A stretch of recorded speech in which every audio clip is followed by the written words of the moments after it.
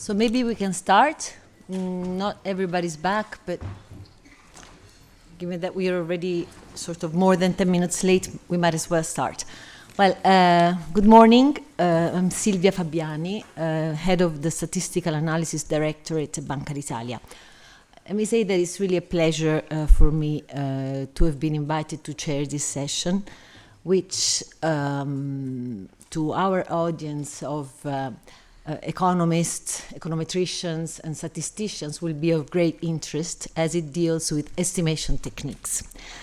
So we're going to listen to four very insightful presentations focused on the use of often novel sources of data and their integration with methodological advances and methods in order to produce estimates for various items of the balance of payments which are particularly complex, such as FDI income, personal transfers, foreign travel, and e-commerce transactions. So without further ado, let me give the floor to the presenters of the first paper, whose an early estimate of foreign direct investment income in the balance of payments by Molina Sánchez, Esther López Espinosa, Helge Schäfer from Deutsche Bundesbank. Luis is a senior economist at the International Economics and Euro Area Department of Banco Spain. Esther is a statistical specialist in the Statistics Department of the Bank of Spain. And Helge is a data scientist in the Economics Department of Deutsche Bundesbank, currently on secondment in the Statistics Department of the Bank of Spain. I think it's going to be Helge who starts. So please, the floor is yours. 15 minutes, let me check. We need 15 minutes. Thank you for the kind introduction, and thank you for inviting us to present our work here. As has already been stated, we've worked on the topic of basically nowcasting FDI income. What is the aim of our work? We want to have, ideally, a better and earlier estimation of FDI income, which ideally also makes economic sense, is easy to update, and at a later stage might therefore be integrated into the actual production process of external statistics at the Banco de España. Why do we have to do this? I mean, as any compiler in the room will know, data usually arrives with a certain lag, and this is the case here. The calculations are normally based on financial statements that are not immediately available when they are needed to publish results.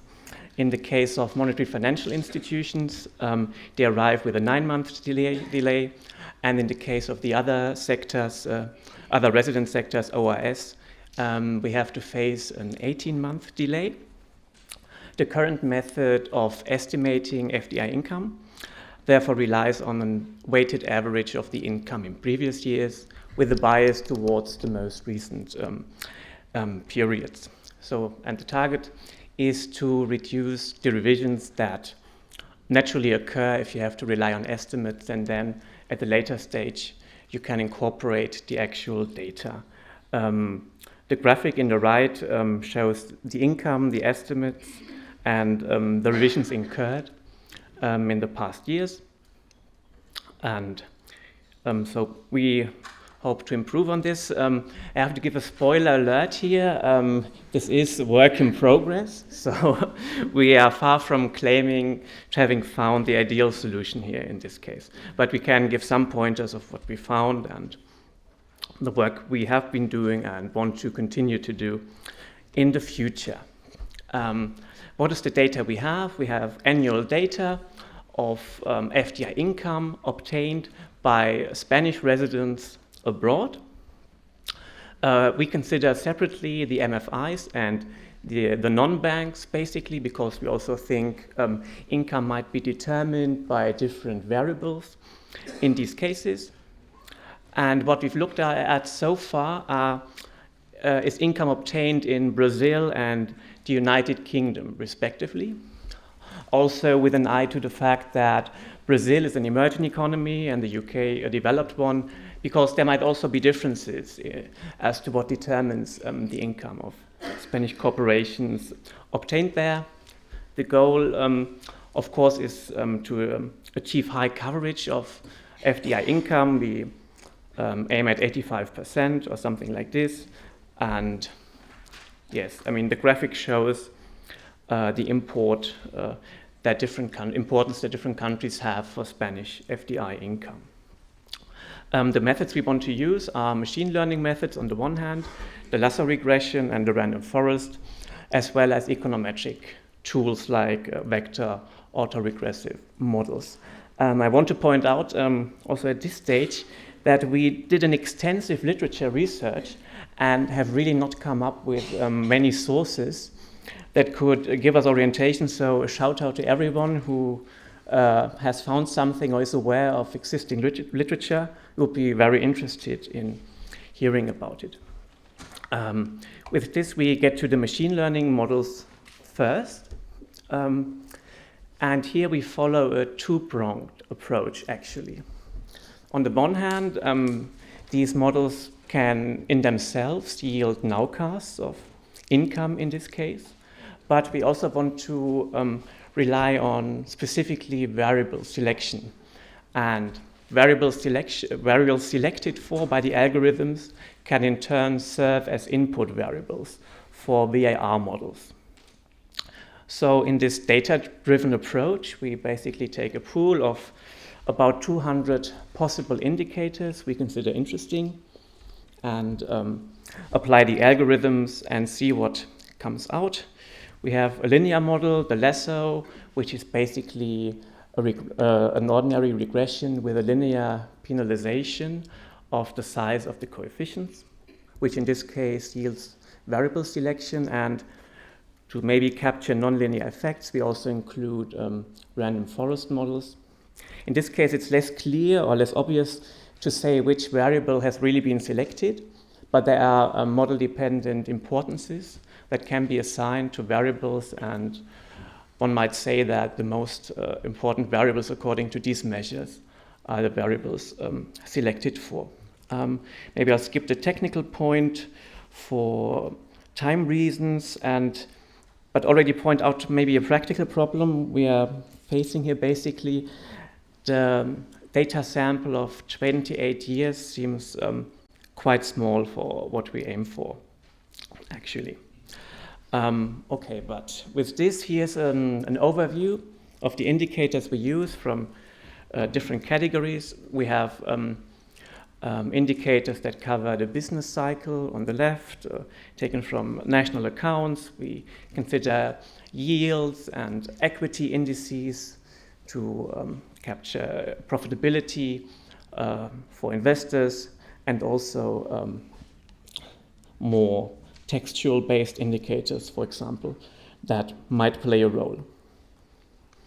So let's give you some example. I'm going to talk about here specifically for machine learning of the income obtained by Spanish non-banks in Brazil, here with a training sample up to 2019, as indicated by the vertical gray bar.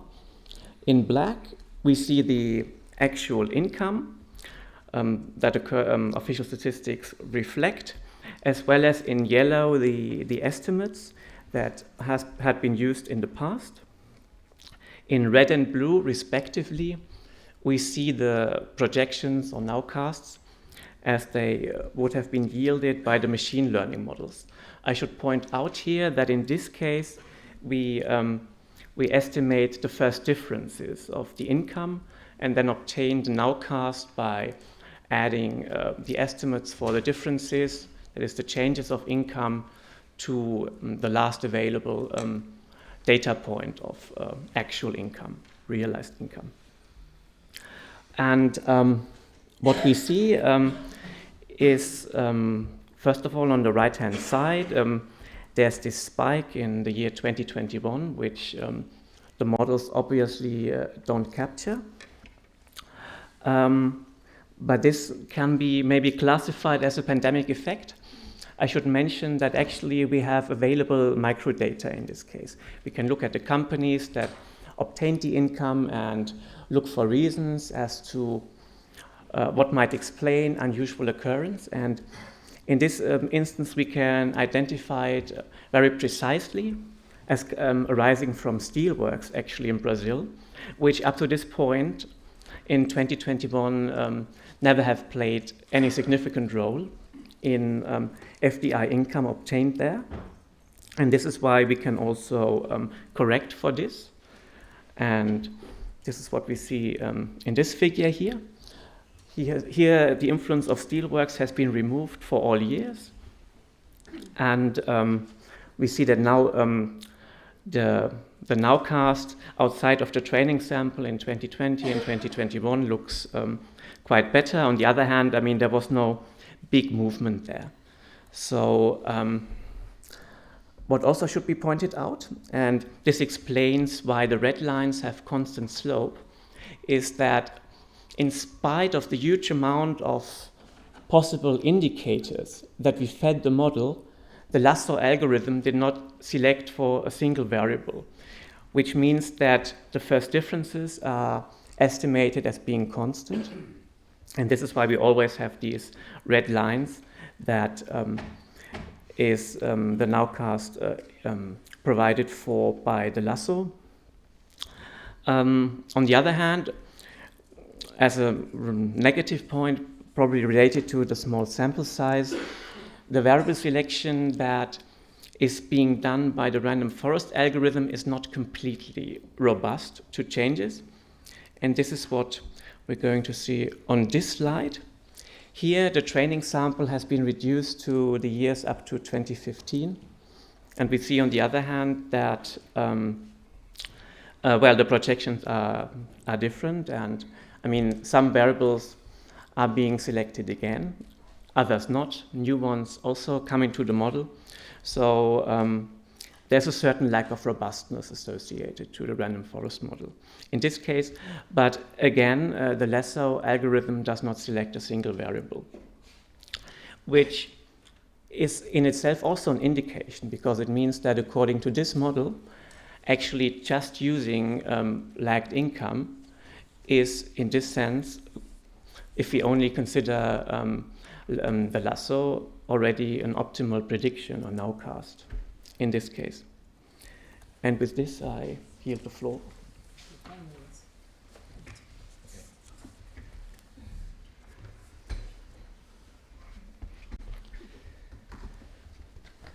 Okay, thanks a lot, Helge, for the presentation.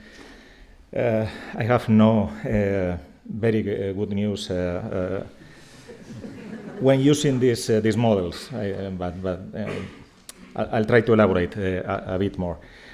The second avenue we are driving into is to estimate the bar models, the vector autoregressive models with these Bayesian techniques that we think that are more adequate for very short samples like ours.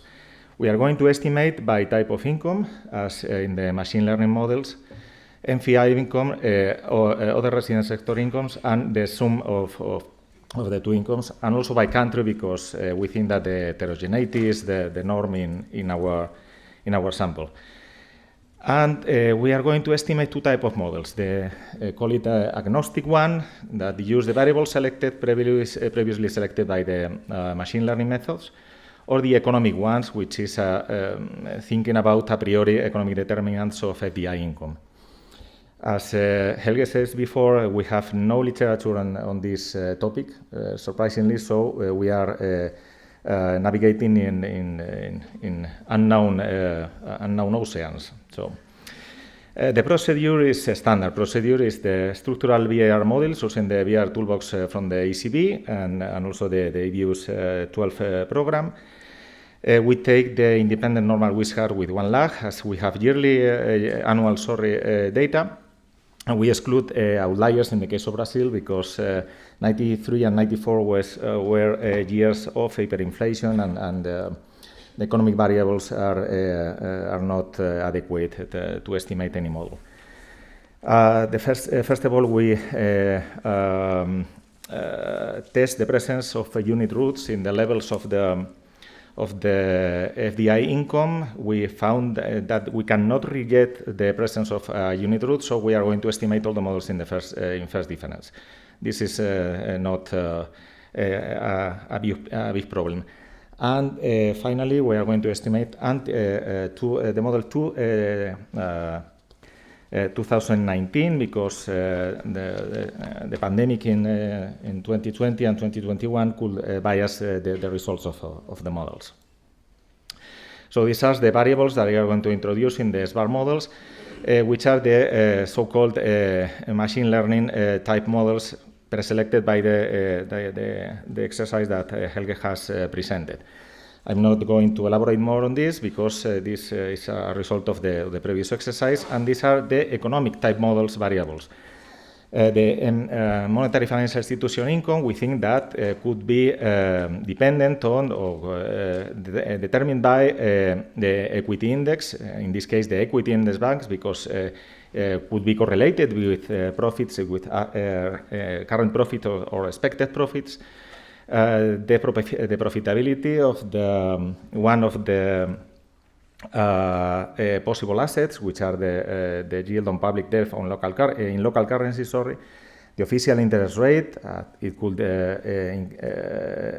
affect the credit growth, the intermediation margin, loans minus deposit rate, the non-performing loans as an indicator of future losses, and a proxy for the activity of two of the main clients of the banks, which are firms and households, and we take the national account change of fixed investment and private consumption in real terms. For the other residence income, we take more. 1 minute.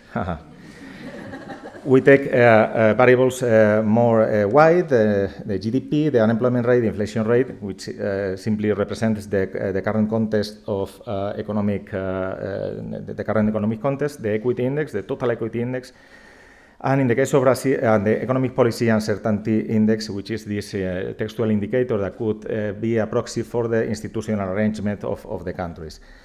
And in the case of Brazil, we add, as is a commodity exporter economy, a commodity index, and the level of reserves of a GDP as a proxy again of the insurance against the multiple crises that these emerging economies have suffered in the past. So, as I have 1 minute, let me go very quickly on the results. These are the results for Brazil. The blue line is the observed first difference income, and the other lines are red and orange and black are the estimations derived from the SBAR models using the machine learning preselected variables, which is the red one, and the economic like models. The results for Brazil are not very good. No? If you look at the results, both models, machine learning models and economic models, more or less give the same path for the first difference, and the results not only did not capture the levels, but also don't capture well the turning points, which is a problem. This is the result for the sum, and the results is the same. The results for the UK are slightly better, especially for the monetary financial institutions income. At least the turning points are more or less well captured, not so for the other residents' income. And finally, this is the in-sample forecast accuracy, and we have estimate an out-of-sample forecast accuracy evaluation using all those statistics that we are using usually, the MAE, MAPE, THALE, and so on, the root mean square error, and so on and so forth. And again, the result says us that we are not capturing well. These models didn't have the forecast accuracy that one have expected when we started to estimate them. No? Look especially at the mean absolute percentage error, which are above 100 in all cases, except the UK, the MFI income in the UK, as we have seen in the previous slide. These are the fund charts. The forecast accuracy look through the fund charts for Brazil. This line here, the black line, is the observed data, and this is a not very good result, because observed data is out of the more wide samples, more wide bands, and the bands are not very precisely, because the 65% band, for example, could be 400 or minus 400. So the results are not as one has expected. For the UK, this is the phrase I'm going to repeat more in this presentation. For the UK, the results are slightly better, at least for the monetary financial institutions' income, but we are not very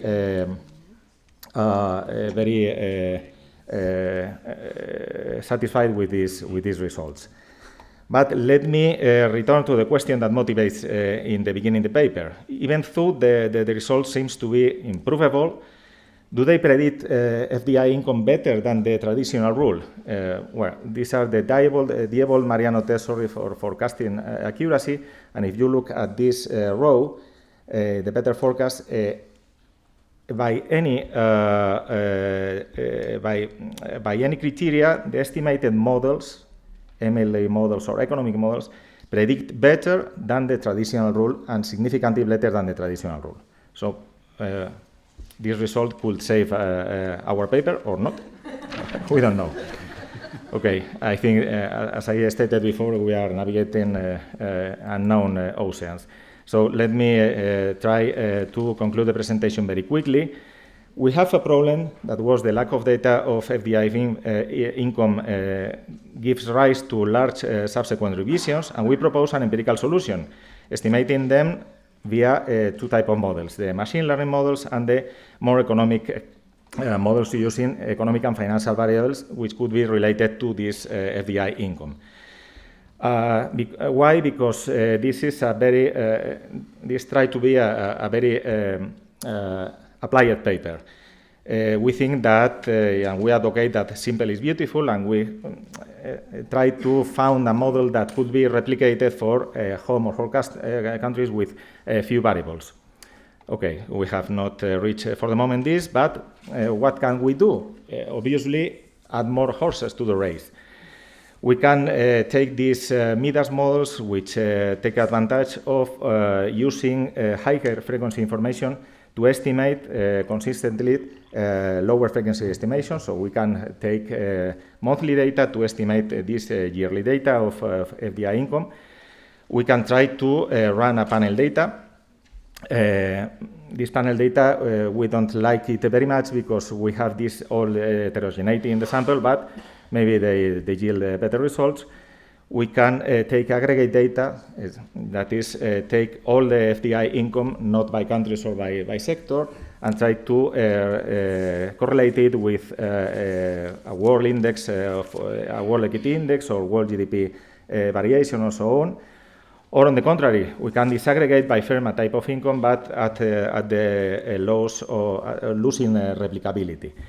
And finally, we can try to estimate these factor-augmented vector autoregressive models, which take advantage of all the information of the determinants available, irrespective of their economic logic. To conclude, as I said before, this is a live animal. This is still work in progress. In fact, the last estimation we have run is 9:54 this morning. So we are eager to receive your comments and your suggestions. Thanks a lot.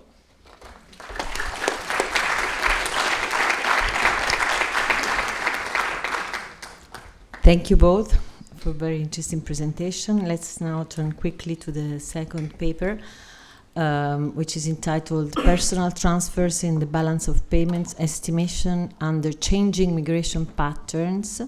It will be presented by Jörg Feuerhake and Maria Pia Cobian. Jörg is from the Deutsche Bundesbank's division Analysis Processing Methods of External Statistics.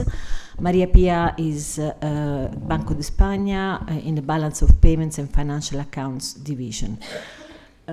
Please try to stick to the 15 minutes presentation. We will be very, very disciplined. First of all, thank you for having us to give us the opportunity to present our ongoing research on estimating personal transfers in Germany. Without further ado, we just want to find a few words, set the stage in an introduction, then drop some lines on changing migration patterns, and then focus on the estimation model that we are implemented right now. And actually we want to show some results and have a quick outlook. So first, it's always good to start with the definition in statistics. So the BPM6 says personal transfers consist of all current transfers in cash and kind made or received by resident households to or from non-resident households. So there are some issues with that definition. First, we have households involved, and they are resident, non-resident. That makes migration an important point.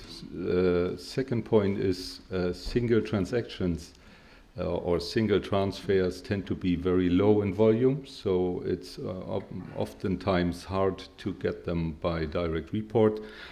And so in Germany we have an estimation in place which right now focuses on employed labor by foreign citizens, as well as augmenting reports by selected banks and financial institutions. And since the topic is rising in importance, and since the migration patterns change in Germany, we looked for points to revise or improve our model. So first we go to a very long timeline of migration. I want you to take three main takeaways from it. First is the low dark blue area, which consists of guest workers. They have been recruited in the early 70s and come from Turkey, Yugoslavia. Italy plays a role, Greece, and some came from Spain as well. And they make up a large portion of the migrant community, but they are also already very long in the country. So they have their own kids in the country. They're even second and third generation. They're climbing up the social ladder, so they may behave differently than they used to. So they are one important group. And the next takeaway are the waves that come in recently. So we have Syria and Afghanistan, starting in 2015. And the most recent one is a huge influx from Ukraine. And we tried to model them. One further, just a quick excursus. We see in this relative terms graph that European Union without euro area gains in relevance according to people. That's some point that I wanted to make. And with that, I give the floor to Maria. Yes, so we will be changing up so you don't fall asleep. So to incorporate all these recent changes in the German geographic demography into the model, we have analyzed the available sources, and they should have desirable characteristics such as timeliness, accuracy, coverage. So these are the sources that we have selected for the estimation. So the SOEP is a socioeconomic panel survey that has been carried out in Germany since 1984. And every year they survey around 22,000 German private households. One of the questions asked is if the person has sent financial aid abroad to family or friends in the last year and how much. Moreover, there are a lot of questions that allow us to obtain a wider understanding of the personal remittances, personal transfers dynamics in Germany. Another source is the Ausländer Zentralregister, which is an administrative source that has the number of, it provides the total number of German population and foreign population by citizenship, age, and sex. We will be using other sources, such as population statistics provided by the Federal Statistical Office in Germany and the World Bank and the UNDISA. So combining of these sources, we have developed the following estimation structure, and we say structure because it is going to change slightly depending on the characteristics of the population.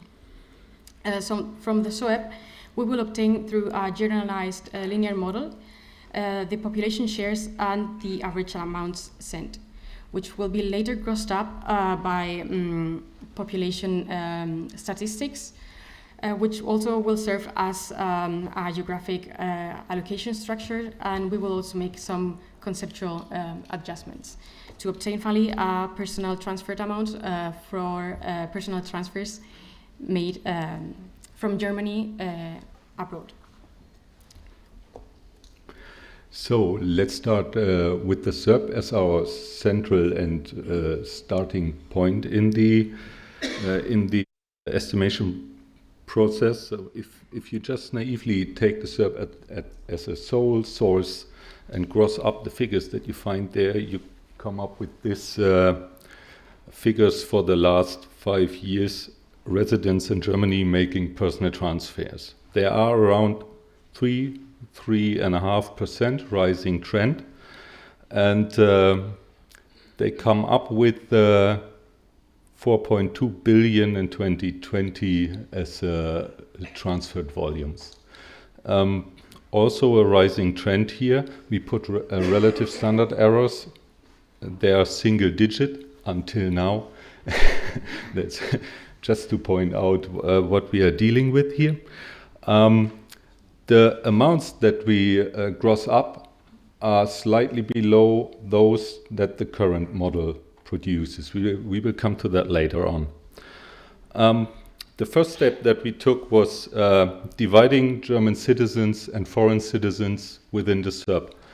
And on the left-hand side, you can see the estimated shares of persons that do actually engage in transfers.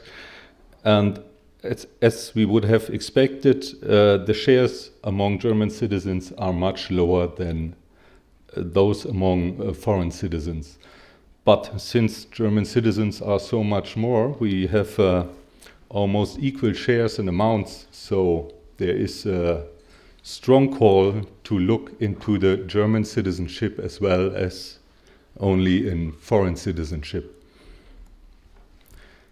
So, as Jörg has pointed out, these two different behaviors within the German resident population calls for two different estimation methods, one for the foreign citizens and another one for the German citizens. But spoiler alert, as we will later see in the presentation, within the German population there's also, we can also find two different behaviors according to migration background.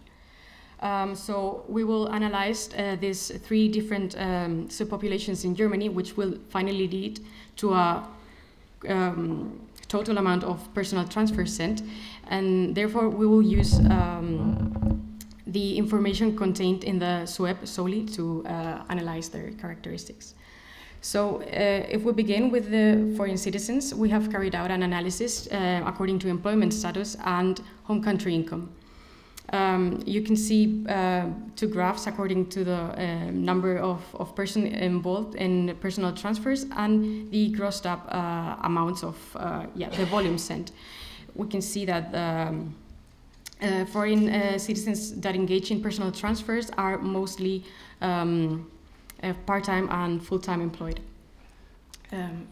As for the home country income, we have followed the official World Bank classification, and we can see how the majority of foreign citizens that engage in personal transfers come originally from high-income countries or high and middle-income countries. So we have put the following estimation together from the SOEP through a generalized linear model fitted by employment status and home country income. We derive the average amount sent and the population shares, and we gross the numbers up with the Ausländerzentralregister data, and we obtain a personal transfers amount for the foreign population in Germany. Back to Jörg. So this is our first subpopulation figured out already. And now we go to the German citizens. And as Maria mentioned already, we can divide them into those with and those without migration background. This is a self-applied value in the sub. You check that if you think you are one of the one group or the other. And here we have a pretty similar pattern that we saw with German residents already. Those without migration background, they do not tend to do much in shares. And those with migration background do more, but if you look at the amounts, again, it's the same point than before. Those without migration backgrounds do much more, and they give us a little of a headache, but that comes later and time flies. For the part with the migration background, there we can relatively stable come up with figures on population shares and average amounts. And for the geographical allocation, we take recent years of naturalization statistics. So the assumption is that they have been foreign citizens sometime in the past. So that could be a good guess. 5 minutes. To get at the personal transfers. That's the second group already, and now Yes, moving back to German citizens without migration background, we have to stress out that this is a really difficult population group to estimate in terms of geographical allocation, because there is little information in the SOEP to point this thing out. So we have carried out an analysis based on the type of receiver, and we can see that children and non-relatives are the most frequent types of receiver, and they receive, in fact, the highest volumes. Inside of the children category, there could be the case that there are students studying abroad which are financially supported by parents. If this is the case, then the proportion of students abroad would have to be deducted from total children amounts because they would no longer be part of personal transfers. It is surprising to see that relatively high volume of transfers go to non-relatives. We don't have a clear relationship between the sender and the receiver. So what is the reason behind this kind of transfers? So you can see a peak in 2020, and it falls, it happens together in the same year as the COVID pandemic. So we have made an assumption that these kind of transfers are made due to humanitarian reasons, and therefore would have to be deducted. Some of them would have to be deducted, the part that is carried out or made through NGOs, because again, they would no longer be personal transfers. So the following estimation is derived from the SOEP. Again, we will obtain the population shares and the average amount sent, and we will gross them up with the total German population with a migration background in Germany, but deducting the part of students studying abroad and the number of transfers made to non-relatives through NGOs. As for the geographical allocation, we have taken the ONDISA International Migrant Stock Report as a proxy and made some adjustments based on GDP per capita ratios depending on the country. And yeah, we have obtained an amount for this population. So now we have all our 3 subpopulations, and we can go to the figuring out the actual amounts. I skipped this for the sake of brevity. It's just the population engaged. That's the population of German citizens engaged. We can go to that afterwards. And here's our first result table. Look at the first column. There you have our current estimations, coming up to 5.9 billion in 2020. The estimations that we obtain with our revised model are below, but also trending upwards. And we have some figures on the distribution among the groups. Note that we see some peaks in 2018, for example. We assume actually that could be induced due to lira crisis in Turkey. That could be the case. We cannot actually figure it out, but you can see that this subsource is capable of figuring out special events, which we right now cannot do. If we focus on results from a regional perspective, we can see that the structure is really stable across time, and it should also remind you of the population structure we have seen at the beginning of the presentation. Is quite similar in terms of the main receiving countries being European countries or Central Asian countries, but with the difference that the Middle East countries are now much smaller part of the amounts, and this is due to the average amounts sent to European countries being higher than the amounts sent to Middle East countries. So if we take a look at the country breakdown, we can see that in the year 2020, the top 10 countries are slightly different from for the current estimation approach and the proposed estimation approach. But however, we can see that the top countries remain more or less the same: Turkey, Poland, and we can also see some new countries popping up, such as the Russian Federation, the United Kingdom, Spain, and this is because of the inclusion in the model of the German population. Here's just a quick reminder of what we have changed. Zero. Okay. You can ask us on anything on that one right afterwards. The outlook, there's one important point I want to make. We are looking for bilateral data to check our results. So that's a call for action. You can contact us, and if you are willing and able to provide us with insights on that one. And that's from us for now.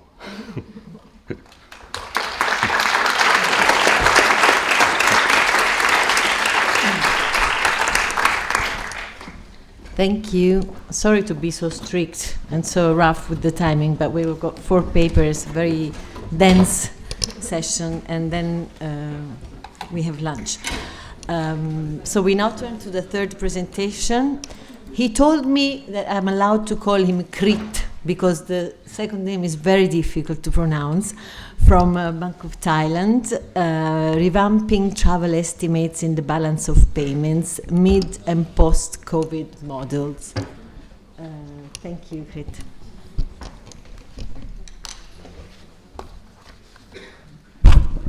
Yes, well, first of all, I would like to thank the IFC and the organizer that extended invitation for me to join the conference. Well, who like traveling?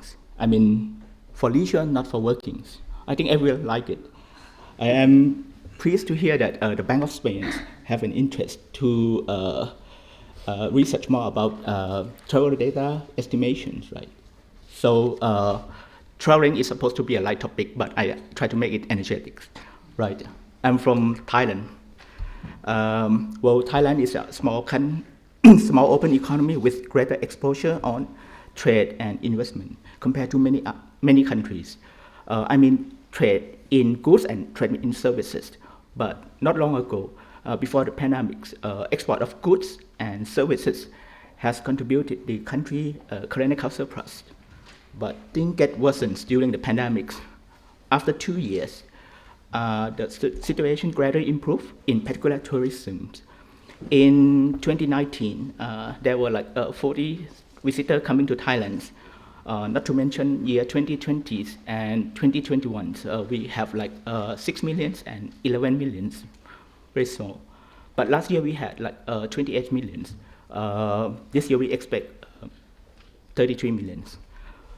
Well, in this session, I walk you through the comparison of two methods of estimations for both travel receipts and payments. One of which is the arrival basis, and the other is the the stock one. And more important, we will discuss why methodological change is necessary. Next, in order to compile the travel receipts by adopting the stock approach, we need granular data. In the third part, we explore key findings, the stock estimations, and the stylized fact. Then we come to conclusions and way forwards. Right, this is Thailand here. These pictures on your right is one of the landmarks of Bangkok. And on the right up is the northern part, where it's quite mountainous. And the other is the south of Thailand. There's beaches and islands was located there. So given the endowments, right, historical and cultural stuff, also beautiful natures, tourism sector has been one of the most key driving engines for Thai economy. Before the pandemic, tourism accounted for like 18% of the GDP, where 2/3 is come from foreign visitors. Without doubt, when the pandemic has outburst, economy was hard hit, and as things have gradually resumed to normal, travel industry hopefully will play a vital role to support economic recovery. So the precision of estimating travel receipts and payment is important, since it affects service account and current account accordingly. The arrival basis, this is called conventional models. To estimate travel receipts, we use 3 variables: number of tourist arrival, spending per day, and the average number of days stay. As a matter of fact, the model has worked well for decades. But if you take a closer look, the model also relies on very strong assumptions. For instance, tourism revenue is generated on the same month at which tourists arrive. In other words, compiler records the entire travel receipts in the arrival periods. This is contrary to the nature of earned income, with irregularities is generated day by day. And the deviation from the actual level of travel receipts could be worsened if there's a shift in traveler behavior. Actually, this conventional model works well with short-term and intra-month traveler. However, it is evidence that the presumptions are not in line with realities. In the height of the pandemic, checkpoints along border and airport were temporarily suspended. And as situation become more stable, countries start easing travel restrictions with some conditionalities, such as state quarantine. For our case, Thailand had imposed 14-day quarantine in facilities provided by the government for inbound travel, regardless of nationalities. Given such restrictions, coupled with much higher airfare, tourists tend to spend much longer periods in the destination country to make the best out of the journey after quarantines. Right, and limitation of conventional models can be drawn into a few aspects. First, time of recordings. Not all tourists stay and finish within a month, and not all receipts are generated on the month in which tourists arrive. Second, conventional model may not be applicable to unusual circumstances or conditions, such as under travel restrictions or mandatory quarantine. And third, it cannot accommodate long-stay visitors. Right. in an attempt to overcome drawbacks of the arrival basis. Now we come to explore a new approach called stock basis. The idea is simple. Travel receipts are computed on daily basis by adopting two variables, stock of traveler and spending per day. The advantage of this model is it's neutral to all length of stay. Daily of stock traveler measures the total number of travelers who remaining in the host country, regardless of the month of arrival. And this way, travel receipts are recorded on the day that travel incur expenses, rather than at the period at which they enter into the host country. And this is in line with the balance payments recommended basis for time of recording of transactions. The superiority of this model is it can resolve problem of exceptionally lengthy stay. For instance, when quarantine was imposed, or in case of workcation or digital nomads. This approach can be applied to both inbound and outbound travels, and is valid across all length of stay. However, the success of the stock approach largely depends on the use of granular data, which we discuss later. Right. Allow me to show some examples, right, to distinguish the result between two models, right. Suppose that tourists arrive in September and gradually depart in December, October, and November, respectively. If you adopt the arrival basis, right, you may see that travel expenses will be recorded in the month of tourist arrive, which is in September, compared to the stock basis, which records travel expense in the month that tourists actually incur expenses, which is in September, October, and November.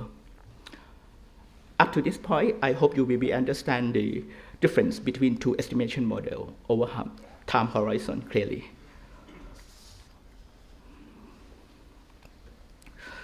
In summary, the average of stock over arrivals basis can be concluded as first, consistency is fine for time horizons, it's fine for duration of stay, and it's fine for exceptional circumstance. Second, quality of estimations. The new approach reflects more realistic level of travel revenue generated. Basically, it's from daily to monthly. Now we come to the granular data. We use granular data to impute stock of traveler, and to verify the stock is required entry and exit activities of transaction, which is recorded, processed, and used by immigration departments. Before we acquire granular data, we use aggregate data classified by nationalities and checkpoint, but we think it was not enough. After having several rounds of intense discussions, the immigration agreed to share granular data which contain individual records of persons entering or exiting Thailand. By the way, we start acquiring granular data since the 1st of January 2023. To pursue this approach, there are issues of concern for using granular data. First is confidentiality.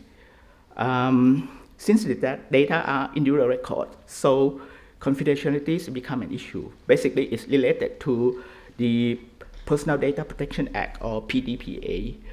And to resolve this, each record is masked at source. So we use masked ID, which allows segregation of data by individual traveler without identifying the person. For instance, sharing the UUID or universally unique identifier instead of using actual passport number. Second, technical issues. There are three things. On masking ID, the immigrations replaced actual passport number with the UUIDs. On data transfer, the immigration sharing large data size via the CKL file transfer protocol or CKL FTP, and on big issue data, the Bank of Thailand processing the data on Hadoop by using Python. Now let's explore the data fields. We are very humble to request the data from them because initially we don't know whether they will give us or not, so we don't bother them too much. So we obtain 7 data fields. Right. Now we turn to stock estimations, starting from data processing for stock of inbound tourism. Actually, there are 6 steps, but I give you an example. Filtering only foreign nationals. And for each ID, we detect for frequency of visit for each ID, right? And so on, right? But the merit is why we impose this. The purpose of impose this is to identify possible cases of expat and informal workers. Then those ID are removed from the imputation of stock of inbound traveler. Okay, I show you the graph. This graph shows monthly average stock of inbound traveler. At the end of 2023, the stock of traveler stood at 800,000. It's also seasonal. It also shows seasonal patterns of a stock of travelers, and this is the dynamic throughout the years. Note that more filtering criteria to be added. Once full year data is obtained, as to remove ID staying in Thailand longer than 1 year, so those will become residents. Next, daily stock of inbound. Well, this is the same one, but it shows data on daily basis of inbound tourists, which tend to rise over weekends and resume to normal during weekdays. So we can observe the seasonal pattern of low and high months, as well as weekend peaks during the month. Well, if we take a closer look, just for 2 months, November and December, to spot the weekend peaks, it's found that the majority of tourists is Malaysian, which normally spend weekend in Thailand, since they drive in on Friday and leave on Sunday because we share the same borders. The next part is about the starlight fact. These pictures shows the overview of cross-border activities. Majority are foreigner, roughly around 72%, and the resident is just 28%. And the other chart shows the mode of travel. Air mode is 2/3, and land is 1/3, and sea is very small, 2%. On the inbound Thai residents, I use the word residents, which not always means Thai travelers. There were like 12.2 million count for resident outbound and 3.9 million persons, meaning that on average, one resident incur border activities more than one times. And the other shows the top 3 countries that Thai visited, which is Cambodia, Myanmar, and Laos, add up to like 70%, right? If we take only air modes, the most visited country for Thais are ASEAN countries: Japan 17%, Hong Kong 11%, Vietnam 10%, and China and Korea share the same rate of 6%. For countries of major transit hub, such as the UAE and Qatar, is ranked number 8 and 12 respectively. Yes, this slide shows there were like 21.8 million visitors traveling into countries. Actually, I want to point something. There were 31 million count, but if we selected visit, right, there will be like 28 million visit. Okay, yeah. Yes, and if we drill down that, we find that some traveler, right, travel into the country more than one time. So in count of person, okay, if A come to Thailand 3 times, we count 1 visit. So this will be like 21.8 million. The other show the Chinese is, major visitors. They stay for 8 days. Koreans, Indian, 1.6 million, stay for 6 days. And Russia, 1.3 million, 19 days. And Malaysia, 1.1, 4 days. And at the end, at December 23, there are like 1.8 million foreigners remaining in Thailand. I use the word foreigner, not traveler. So there's a discrepancy around 1 million, which are informal worker, basically, and expat. Okay. Coming to the end, very end. On airline analytics, right? We found that the national airline travel most by Thais offer about 2 million seats, followed by Thai Air Asia, which is a low cost, 1.3, and Thai Air Asia X is long haul, 0.6, and this add up to 3 million. Okay. Yeah, conclusion is I have mentioned, so I skipped. The way forward, right?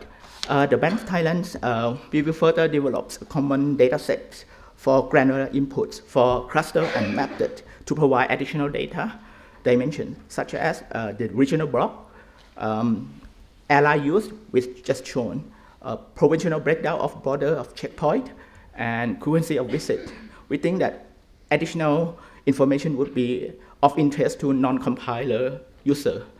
And finally, we learned that the immigration departments plan to redesign e-immigration system, which enables a collection of more details of cross-border travel.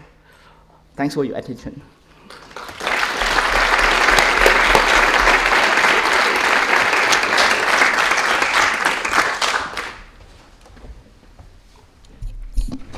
Thank you so much. We now have the last presentation of this session by Savita Pareek.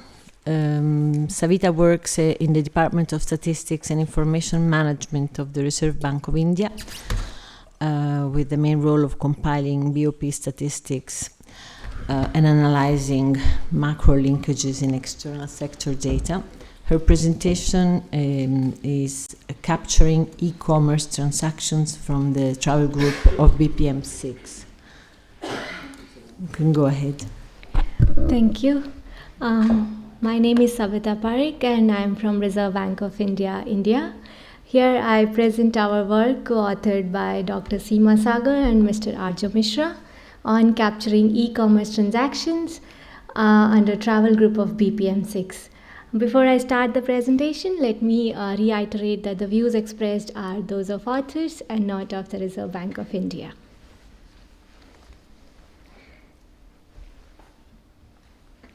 So the objective of our work is to capture and measure that part of cross-border e-commerce transactions that are enabled by credit and debit cards, which are mostly B2C or retail online, with a focus to identify travel and non-travel economic activities and to refine India's balance of payments.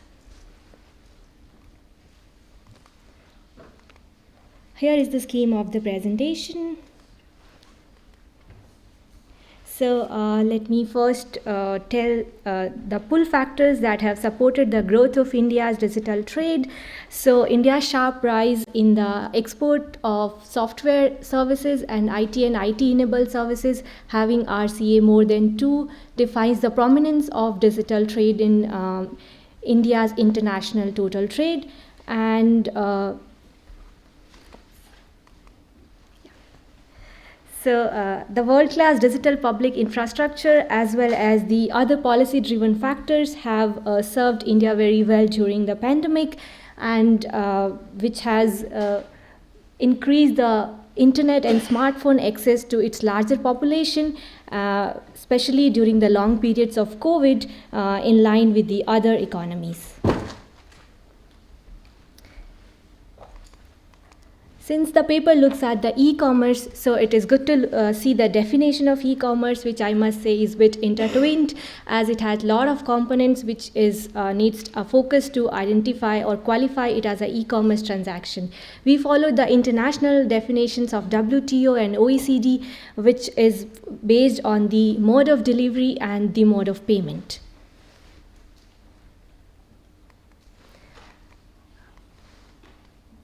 Yeah, so as we all know that there is no separate flag in our BOP compilation process for the digital trade, and as per the latest handbook on measuring the digital trade by IMF, OECD, UNCTAD and WTO, the digitally delivered services are based on these 6 classification of BPM6, and as per this classification, the India's digitally delivered services has shown a remarkable growth in 21 and 22, in line with other digitally growing economies such as UK, Germany and China.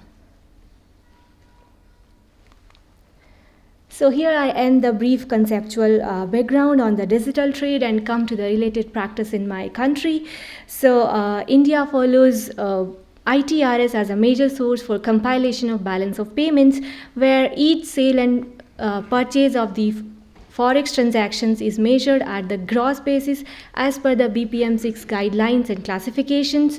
However, the credit and debit card transactions are measured at a net multilateral settlement basis across the banks, and therefore there are different settlement structures by various card networks. So it is we are having a very limited information on the credit and debit card settlement transactions, and therefore until very recently the limited e-commerce activities, all the credit and debit card transactions are classified under travel group. So this classification is as per the BPM6 guidelines, which says that all the transactions relating to visiting another economy and incurring all the expenses relating to that visit. So it is a transactor-based group and assortment of goods and services. So accordingly, the card transactions are classified in the travel besides the business, health and medical travel. So this graph shows the travel group within the India's BOP component wise, and we can see that the big green component, which is other travel, then business, health and education, and mostly this other travel includes the credit and debit card settlement transactions, which we have hardly any further information. However, with the rise in the card not present or rise in the recent e-commerce activity, the proposition that all cross-border card transactions take place while traveling to different economy is no more valid. So as such, the current practice of classifying all the card transactions into the travel, which is true for many economies, is in a way overstating the travel service and understating the other services as per the BPM6 classification. So the small size B2C retail online e-commerce transactions presently getting reported under travel along with the card present need to be filtered out of the travel group, and the paper talks about the approach to address this issue and then applies to India BOP.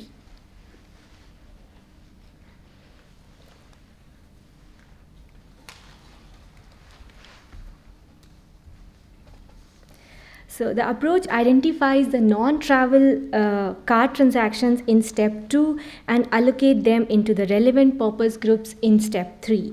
So the step 1 is to ensure the gross data reporting uniformly by all the reporting entities into the BOP compilation framework. So before we proceed to the actual segregation and redistribution. Though the steps seem to be simple, the journey till the BOP refinement was full of challenges and such as identification, reconciliation, mapping, etc. So in the interest of time, I am skipping the details of the challenges and straight away goes to the solutions that India have developed to overcome these challenges. However, I am sure many other economies might be having the same challenges, so I would be happy to discuss them over the sidelines of this conference.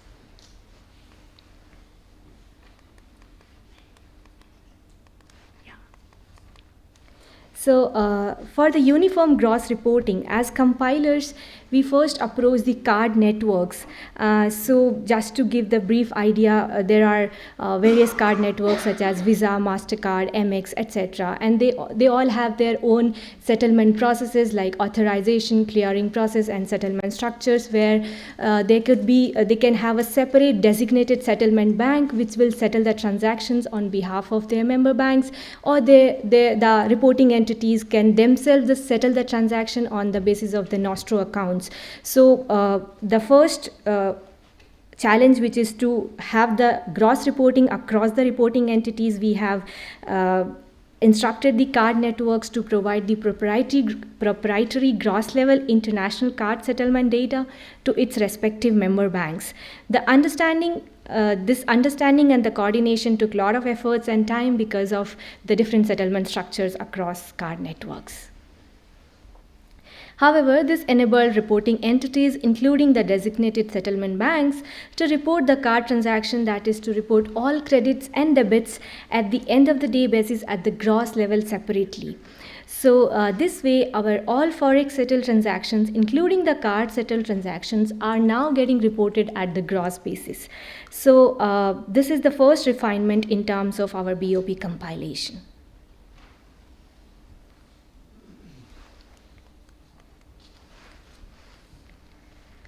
For the identification of non-travel transactions getting reported under travel, we needed more data because at the current primary source, which is the ITRS, there are no further information on the card settlement transactions.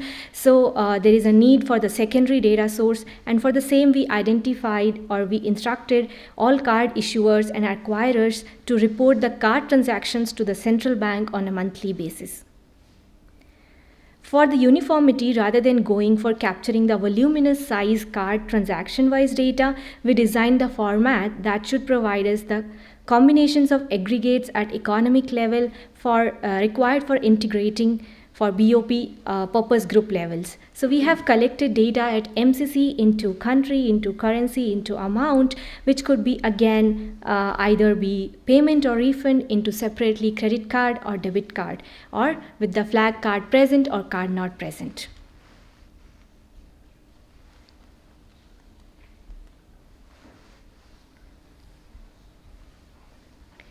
So once we have the granular data and the primary data, which is ITRS, so there is a need for reconciliation at the gross level for these two data sources, which again further has more challenges. So in this process, we realized that the settled amount reported not only includes the price of the purchased merchandise or service, but also various service charges such as interchange reimbursement fee, or a data processing fee, or a member-to-member fee, etc. So again, to filter out these financial service charges, we again approached the card networks to educate and support the banks in extracting these explicit financial service charges and to report them in the financial service group under BOP framework. So once identified, banks have started classifying the financial charges on card payments in financial service group of BOP.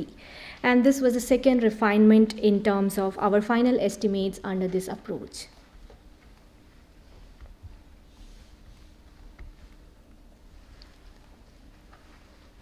So for the integration purposes, we prepared a reconciliation table based on the network-wise breakdown and matched the gross aggregates to the extent that the quarterly variation between the two sources reporting stayed below 5% for us to move to the next step. So once the data from two sources got reconciled at the quarterly intervals, integration under secondary source, which has the granular data to identify and filter out non-travel e-commerce card transactions, and for the same, merchant category codes were mapped to the economic activity classification as per the BPM 6. So here, card aggregates at all MCC into card present levels were mapped to the travel, ignoring the economic activity of the transactions, and card aggregates with the status card not present were mapped to the respective BOP purpose category, including travel based on mapped MCC.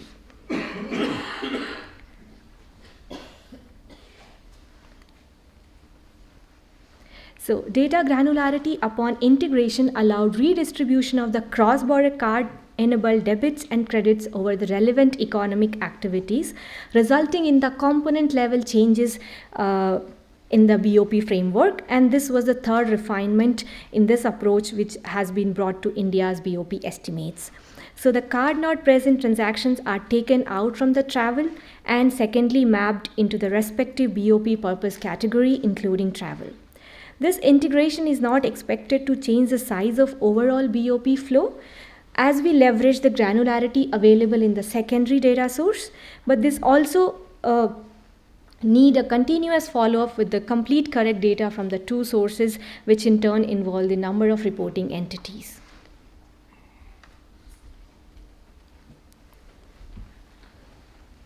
So the application of this approach as described resulted in the component level changes, which as expected were found to be small, since the retail card transactions are generally small ticket and therefore refinements as such might not get visibility. So in a quarter, our pilot exercise shows that there were around 25 million of issuing transactions and 11 millions of acquiring transactions, where the value of transactions on an average was around $100. So as the volume of card not present, in other words, the retail e-commerce is still in the nascent stage in India but growing very rapidly. The refinement obtained at the component level are timely and set the approach to treat them right. As such, this paper, which documents the approach, is a step to deal correctly with the card transactions in the BOP statistics.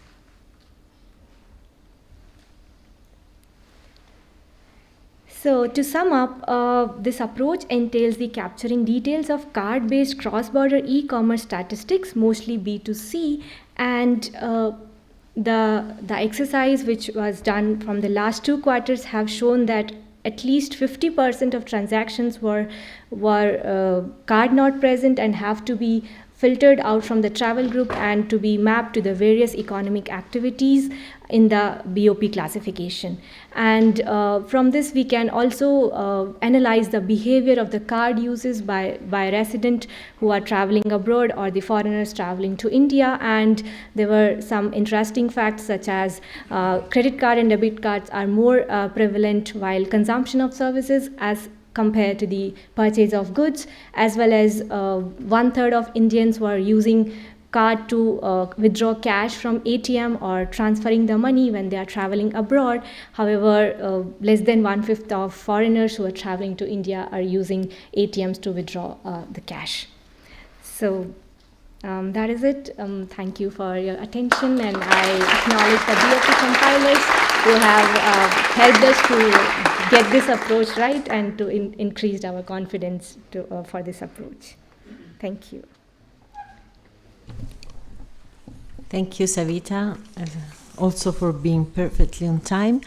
I think we might take a few minutes from the lunch break to allow for a round of questions. Maybe we just take few and we leave the rest for bilateral interactions between the presenters. Yes, I see Celis. And I see. Hi, thank you. It's Maris Papaspirou. Okay, sorry. Maris Papaspirou from Eurostat. I would like to make a question to Jörg. Thank you for your presentation. I had just one question. A lot of financial transactions operated by immigrants for personal transfers are taking place through the so-called money transfer operators, MTOs. It's relatively known, this one, so I was thinking these money transfer operators are classified as financial institutions, so are more or less supervised by the central bank. Do you have any access to this kind of data to accompany, in addition to see in real financial terms where is your model going and compare it, given that these institutions have also the nationality, where the money are going, and so on? Thank you.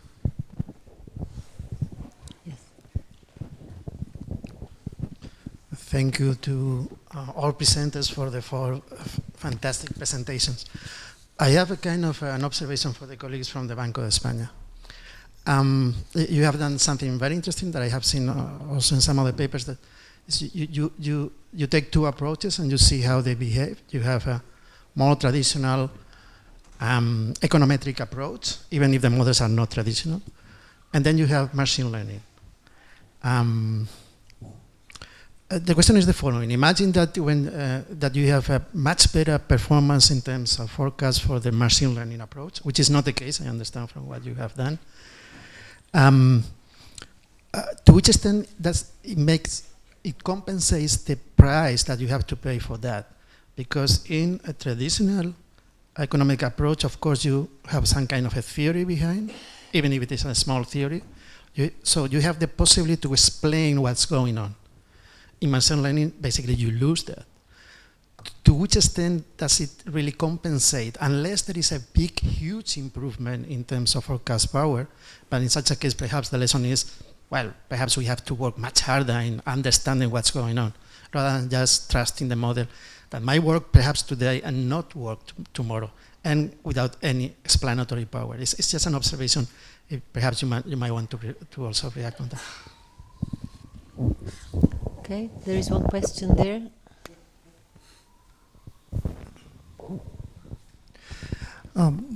Thank you for all your presentations, and they were very interesting and also inspiring. And I should like to have simple questions for all of you. Firstly, for the first presentation, you presented Brazil and the UK estimations, but what does this estimation show at aggregated level? Because I think that the first important figures are the aggregated figures. So what are the results for aggregated levels? Because it is possible that there are no such jumps in time series at aggregated level than at country level.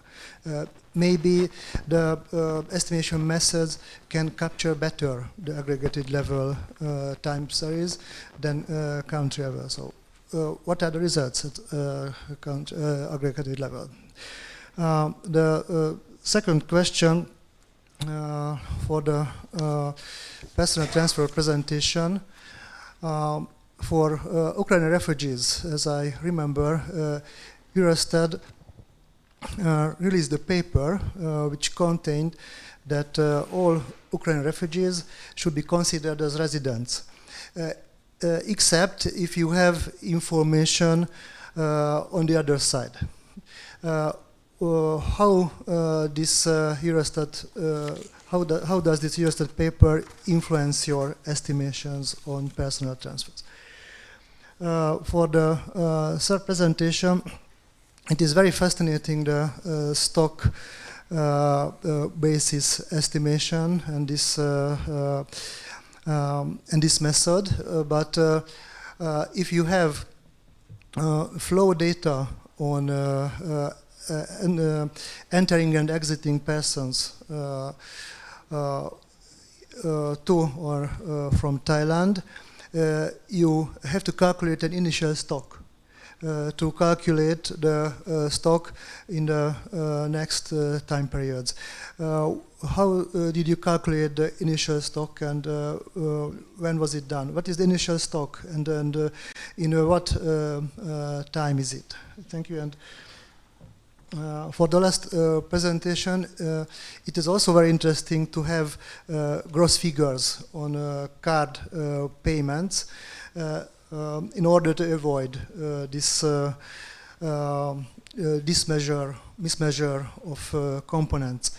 But as I know, the MCCs, some of MCCs themselves include bundled transactions. So how can you map the MCCs to IBOP's components one-to-one, on how can you divide the bundled transactions in the MCCs from this point of view. Thank you very much.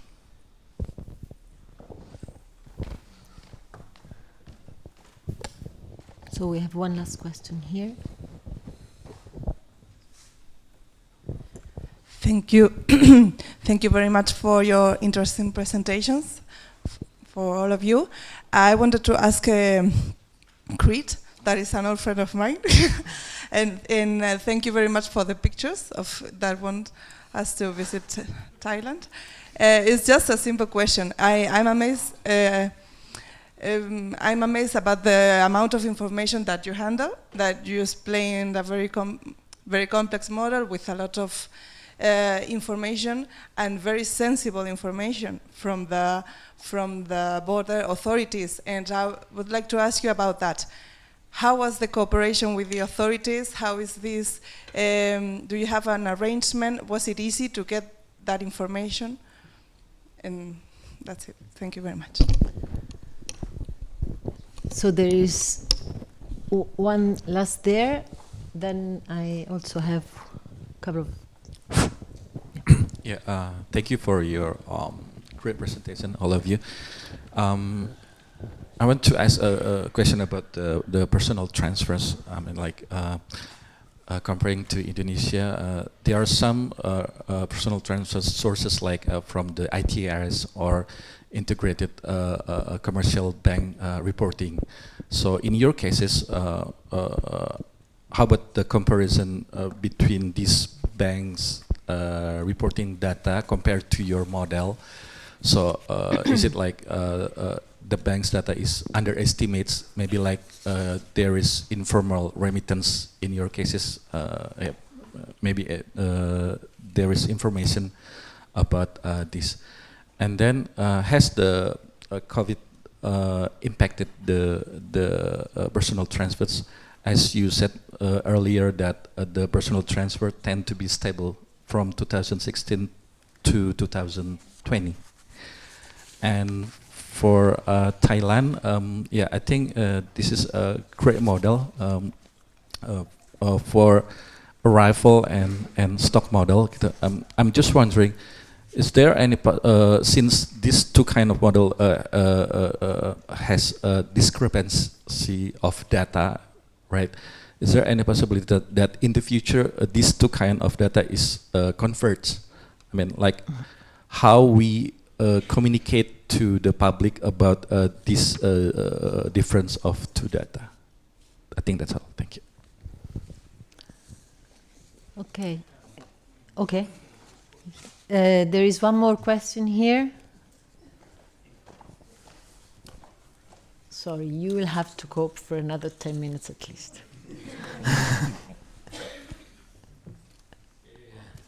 This is for the presentation of India. Very interesting is about the use of NCCs. I have two questions. The first one is on the cases that there are NCCs that are borderline between goods and travel. For example, for valuable, high value goods.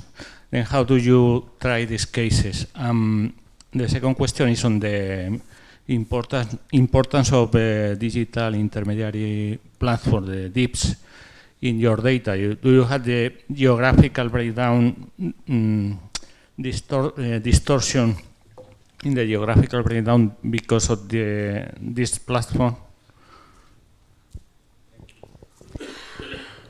Okay. Well, now, given that I've been so generous with time, you will allow me a few comments as well. No, very, very quick. So I have one suggestion for your presentation. I mean, indeed, the issue of forecasting FDI income is common and is complex for everybody. We've tried something on similar to your approach, and we were not very successful. So, but we have realized that, for example,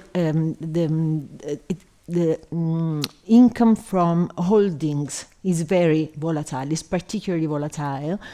and it's very much uncorrelated with the macroeconomic variables of the countries where they reside. So maybe you can try something with excluding holdings.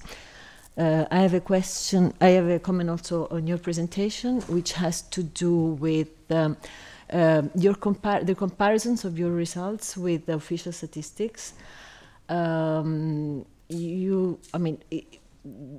results give are 20% lower in 2020 than official statistics, and this is a bit puzzling considering that already from official statistics, remittances from Germany are very much lower than remittances from other big countries such as Spain, France, or Italy, despite a much larger resident foreign population. So in per capita terms, according to official statistics, are about half the size. So you might consider whether there are some issues of underreporting in the SOEP or in the way you attribute weights to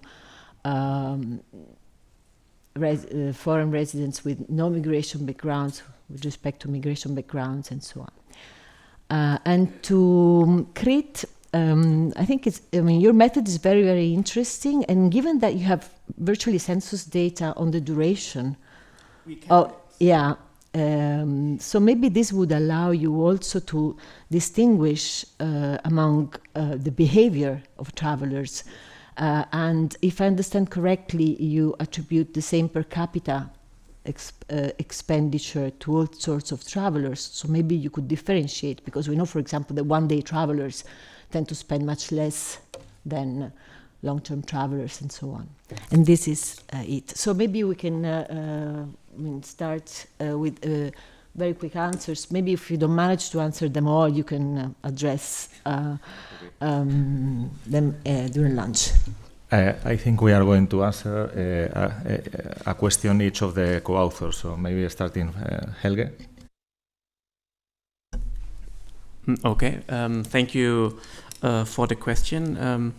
I want to answer to the issue of explainability, what to do if the model does not conform to economic expectations, say.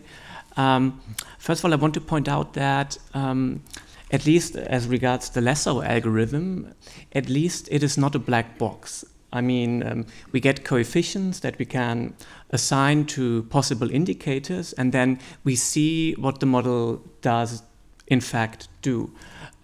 With the random forest, there's a little less transparency, but at least we can associate importances to certain variables. Nevertheless, of course, this is an important issue. We also talked about this actually when we started the project.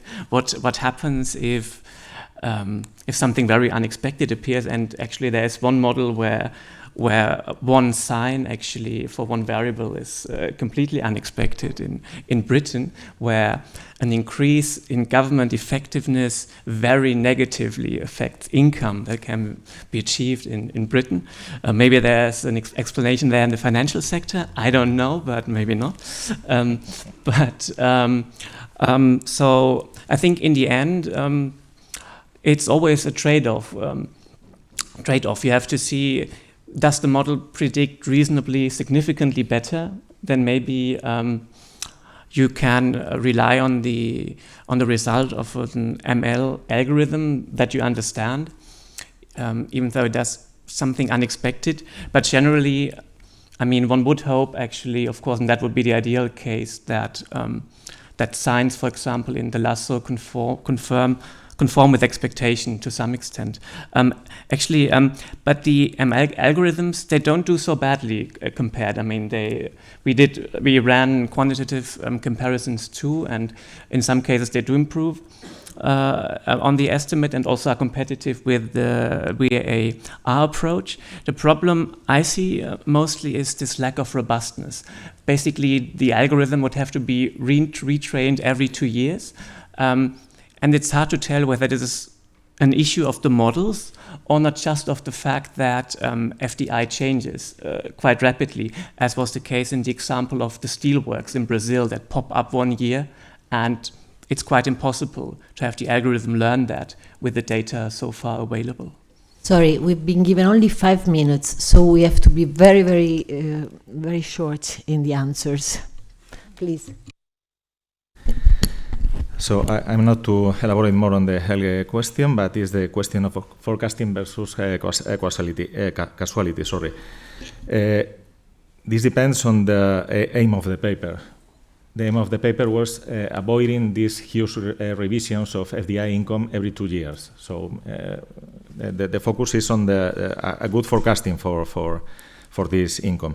On the aggregate level versus country level, yes, you're right. We are trying to estimate it in the second stage of the paper, but a priori we have a sample with a huge heterogeneity, not only in countries. We have emerging economies, advanced economies, and some determinants have to be different, and even some of them could influence each type of income in the opposite ways. For example, the 10-year yield bond could affect positively the MFI income, but negatively the other resident income. Maybe Jörg, you want to... Very quickly. First item, the MTO question. Yes, there has been some time ago research into this source, and we found that the MTOs may not report awfully correctly in terms of geographical allocation. We have this suspicion that they somehow shift amounts or cap or net or do something like that. So that's the reason why we did not go for this source. Second question, residency of Ukrainians. That was not an issue in the presented paper because we had to stop in 2020 because the SERP's most recent reporting year is 2020. But for the current situation and the current estimation model, we do assume that they are all resident, and we do check every month the Ausländerzentralregister, I said it already, and we see that there is no downward slope in Ukrainian residency or in residence with Ukrainian citizenship right now. So we are content with this decision right now. Next point, ITRS. We don't have something like that in the EU. COVID. That's a topic that we see stable, relatively stable amounts in the year 2020. And models, or not models, but reporting systems report rising amounts could also mean, but that's just speculation, that money becomes visible, like irregular channels that rely on people moving, pocket money, transfers in kind, became less relevant, and so amounts became visible, and that could make up the uptick. Could be the case. That would be something that the SERP, if it's collected correctly, would cover fine. Bilateral asymmetries, I hopefully got that correctly. We would be very much interested to do work in this area. And you said correctly that we are quite low while we compare. The comparison is towards our current model, which is a model as well. So we are not quite sure yet if there is actually a definite underreporting point. That's why we are calling for bilateral information. Thank you. Thank you. Last words to Krit and Savita. Right. Well, I have a few questions. It's a quick response. Okay, on initial stock, basically we in the past we obtain initial stock in aggregate data. But well, as we do stock adjustment with inflow and outflow, right, we found this number is quite strange. So we think that it's not enough. So we turn to granular data. And in the meantime, we are shifting the source from aggregate data to granular data. We are in transitions. And on institutional arrangements, yes, well, actually I used informal conversation with the staff of the Immigration Bureau, which is the police actually. And we try to convince that the immigrant, how important the immigration data that has impact for economies, I mean, in terms of calculations. And then, well, when they are convinced that, oh, they have important data, right? So they incorporate with that. And also we used data sharing strategies. Yeah, once we obtain the data, right, we share back to them. Yes. So from informal and will become formal. Okay. On discrepancy data, the discrepancy actually it's very much depend on the filtering. Okay, you filters different kind of visa and how you treat the visa. This is informal worker when you come as a tourist and then you work in the countries. And when we ship source, we do parallel compilations and not yet communicate to public. So until at the stage that two data source converging, then we start using and then communicates. And on the last part on behavioral tourists, right? So by using granular data, we can see how frequencies the visitor visit to the countries, and then we calculate duration of stay, and actually the expenses, right? We obtain this data, the expenses from tourism survey that from the Ministry of Foreign Tourism. Thank you. So I think if I understood correctly, the first two questions were related to the MCC and how they were mapped to the economic activity as per the POP classification. So currently the MCCs are mapped to the nearby economic activities, again based on the judgment, but if there are multiple services bundled in one MCC, then they are only mapped to one service and there is no further bifurcation available at the moment. But of course, acquiring banks has the more information on the MCCs, and we can approach them to get more bifurcation and then find the proportion for that particular transaction and define them on the basis of each service. But again, there's a room for enhancement in terms of mapping the MCC and the economic activity. Coming to the second question, I'm sorry I couldn't get that properly. If you can elaborate it more on that. Maybe we can do this during lunch. Yeah, sure. Okay. So maybe. Yes. Okay. So maybe, sorry for the delay. We can close this session, which I think just highlighted the growing and increasing challenges for compilation that we will discuss in the next session.